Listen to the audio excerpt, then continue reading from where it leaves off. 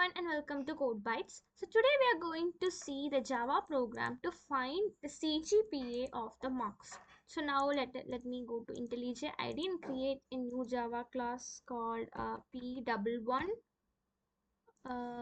Okay, that's not applicable. So let me create another one called CGPA1. Okay, I got the class. So now I got the class. So now what should I do?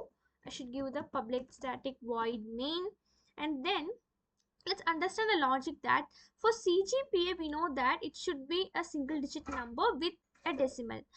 Okay, so CGPA can have decimals, so we cannot give integer data type, so we should give the float data type. So let me say float m1. Let's assume there are 3 marks, so let me give float m1 is equal to out of 100. Okay, so out of 145. Now let me give float m2 is equal to 78, and another one float m3 is equal to 90. Okay, so we declared the 3 marks.